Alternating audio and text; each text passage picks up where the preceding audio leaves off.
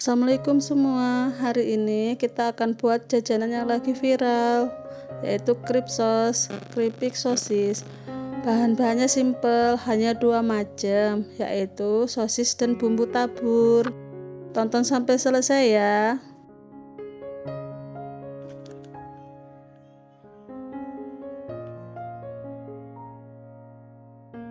Pertama-tama kita kupas sosisnya satu persatu sampai selesai.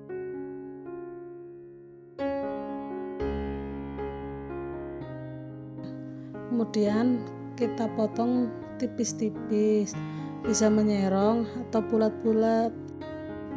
Kalau saya menyerong supaya terlihat besar.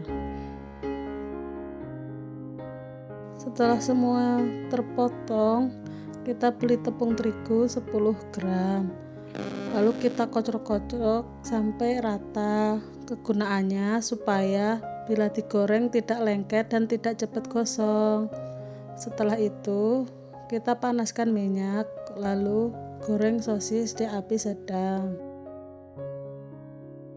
Kita aduk-aduk sampai sosis terlihat sudah kering. Setelah itu kita angkat dan kita tiriskan. Kita haluskan bumbu-bumbunya, yaitu bawang putih, bubuk cabai. Kita tumis sampai harum.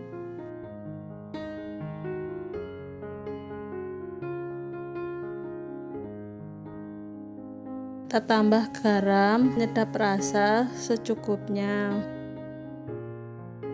Setelah bumbu matang, kita angkat dan kita sisihkan terlebih dahulu. Di sini kita akan membuat 2 versi. Yang pertama kita gunakan bumbu tabur, bisa menggunakan rasa apa aja.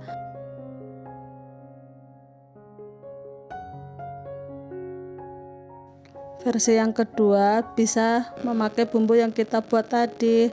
Caranya sama, kita masukkan ke dalam keripik sosis, lalu kita kocok-kocok supaya rata.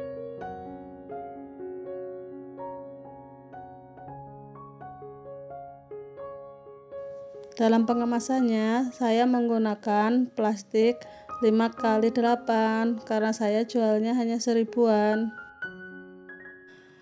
Bila ingin dijual sesuai selera, bisa menggunakan plastik atau kemasan yang lebih menarik lagi, sesuai pasaran.